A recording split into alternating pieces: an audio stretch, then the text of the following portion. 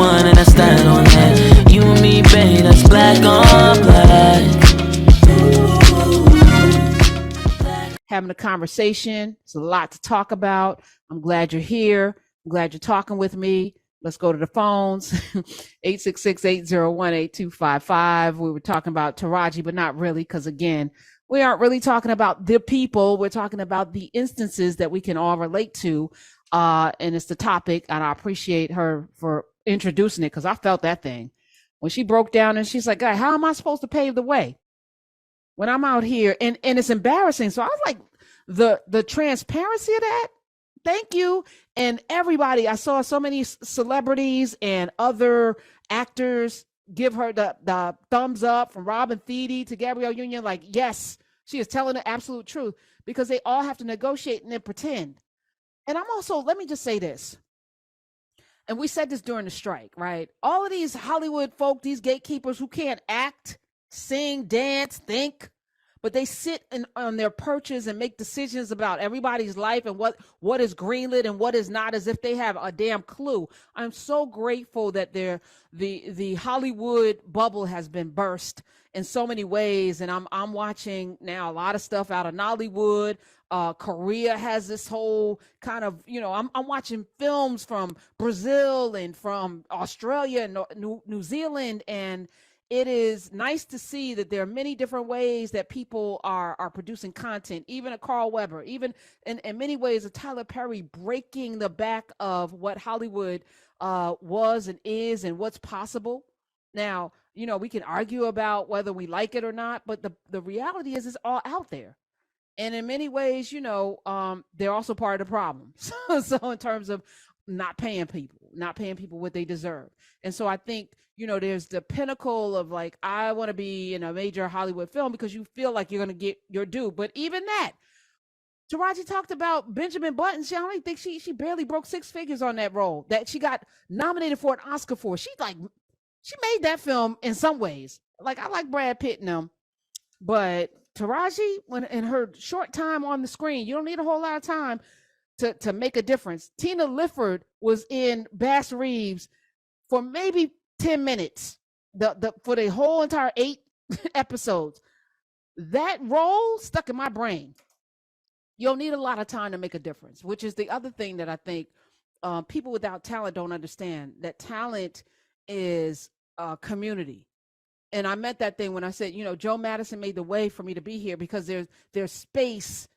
His success made it possible. So now you can envision something that you couldn't see before, because now I'm here. And now let's fill in the blanks all the way back between Joe and me. And guess what? There's a bigger audience. Oh, wait a minute. People only have Sirius XM for Urban View. Yeah, that changes the dynamic, doesn't it? A little bit.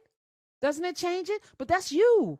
You doing that, you calling in, you making it your favorite on this app that is a little janky right now, but we're going to work through it, and we're going to keep clicking favorite on Urban View and favorite on the Karen Dutcher Show. You're going to keep letting the algorithms know when you engage in conversation with us, any place we are, that you're going to freak the algorithm, because this is all the way the world only knows, because they don't have any talent. They can't really see into the future to see what is actually good. They're only going based on what you ask for, which is why we have a nation of basically children eating cookies for breakfast, lunch, and dinner, because the algorithms say, I want cookies. I want cookies. I want cookies. So the algorithm goes, yes, you want cookies? You want your teeth rotten? Here, have it, because it makes us money. Instead of saying, can we put a Mr. Rogers in here somewhere? Can we get a Schoolhouse Rock in here somewhere? Can we make that prevalent? I mean, hell, even BET gave into the algorithms. We lost Teen Summit, Bev Smith, Ed Gordon. Now that wasn't freaking the algorithm, right? Not a lot of people were watching it. The ratings were low, but it was nourishing. Tony Brown's Journal, Like It Is. All right, let me go to Andrea in Florida. Hi, or is it Andrea? It's Andrea. Andrea, hi, welcome. Hi. Thank you for having me. When I heard Taraji P. Henson speak, it literally brought me to my knees, because I have been in her same situation. I was a former TV news anchor in Indianapolis, Indiana, at the NBC affiliate for 21 years. And I was finally promoted to the 6 p.m.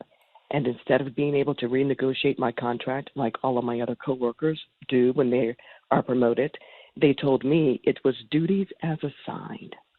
I had to make a decision if I wanted to stay there because I loved my job. I had worked hard for it. And by the way, I went to school with Taraji. We both graduated from Howard.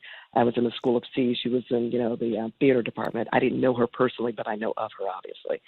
But when that happens to you, what you're basically telling me as a company, as a manager, that you don't see me, you don't hear me, you don't appreciate what I have given to you and to this community, how I've made your station number one. I took it from 4 to number 1. And when it's time for my glow up, you say, duties as assigned. Take whatever you have and be happy that what we give you. And for me, it just was denigrating. I felt as if all that I did and the contributions that I made, all the Emmys that I won, none of it mattered. Come on. To them. None of it mattered to them. And I literally walked out on June 5th, 2020 and said, I'm done. I walked out without telling them ahead of time. And I just said, I could do better by myself and on my own, because what you're not going to do is use me. You're not going to, sharecropping's over, and I'm not going to be that person for you anymore. So I walked away. I walked away from a career that I loved, that I worked hard for someone to tell me that it's duties as assigned and I don't have the right to negotiate a contract. You're telling me to do more work and I don't get the glow up and the financial glow up that everybody else does. I don't hear my non-melanated women and men in TV news talking about this. It's only when we are ready for the promotion that we don't get our fair share. And so I walked away, and it's been 3 years, and let me tell you, it was the best decision ever. Have there been bumps along the way? Absolutely.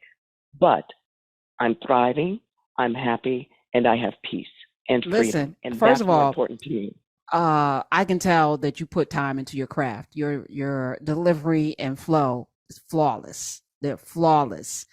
I wonder, when you listen to someone like me on the radio, do you in your mind go, how is she on the radio talking like that? Andrea, because you are flawless in the way in which you enunciate and present. I'm like, this woman is a professional for sure. Believe that I was a professional. That's the sad part. And I ended up suing the company, and we were able to get to federal court. It's big time news in Indianapolis. It really is. Okay, I know Indy. A lot of people are like Indy, but I was there. I was there from 1999 until 2021, and I just had to walk away. I just said, I'm not going to continue to work and be my best and do my all. So let me ask you, it's not good enough. When they told you that, did you, because the other thing is when you start advocating for yourself, then you're a problem, I was a problem. Okay. Mm-hmm. I was wondering, did you just say, okay, I'm not going to say anything, or did you say like, no, this is unacceptable? Yeah. By then I had turned 51. I'm 54 now. So by that point, I kind of understood the game. I started there at 29 years old. And you're right. When you're 20s and your 30s, you're just excited to have the job and you're working and you're doing the doggone thing. You're taking all the assignments. You're doing anything that's extra. You're putting your best foot forward, right? But as you get older, you begin to understand what the game is. You begin to understand what they're really doing. And I had been there for, again, 21 years, and not once was there a person of color who was in management. So because of that, I know that was one of the reasons why I was not in a position of, where I had somebody who had my back, because they were saying one thing to me in my face, but behind closed doors, I wasn't at the table and they were making decisions about who I was as a person. And so when I began to understand the game and to call them out, I became a problem. And so I walked away. So let me ask you, for anyone listening, because I don't see broadcast the way I used to see broadcast. I used to sit in front of the mirror and I was going to get my best Diane Sawyer and my best Oprah on. And then I realized at some point, people are people. Like that is, for me, performative. I operate better when I could just be myself, which I am on these airwaves. For you now, as a vet, what is the future of broadcast media, and how do you prepare because I don't ever want to depend on any of these networks ever again. Yeah. And the ratings are saying no one out there is really depending on them. So even your most favorite news outlet, cable news, they barely crack 1 million viewers a night, right? So how do you prepare the next generation who we need folk presenting? We need folk telling us the news and giving us what we need to know. We need the next Bev Smith and Ed Gordon, and we need the next Andrea Moorhead. We need the next one. What do you tell them? Yeah. I tell people, especially when I've been talking to kids over the last few years, is to have your own. Have your own. Be that Tyler Perry. Create your own. Because as long as you're working for someone, they can always come in and tell you that, you know what, we don't want you anymore, or this is how much we're going to pay you. When you are in control of yourself, the freedom that you have to create for yourself and for other people, that is the best thing that you could do for yourself and for other people as well. Those days of being able to go into a station and work for 25, 30 years, retire, get the Sagamore of the Wabash from the governor of Indiana, and get a big retirement party and all of that, those days are over. The advent of, Netflix and all of the streaming services, everyone is now getting their news on radio or, on their cell phone. No, they're getting it on from the Shade Room and from TMZ and from Reddit and from TikTok, right. if we're being honest. So we're becoming obsolete, basically.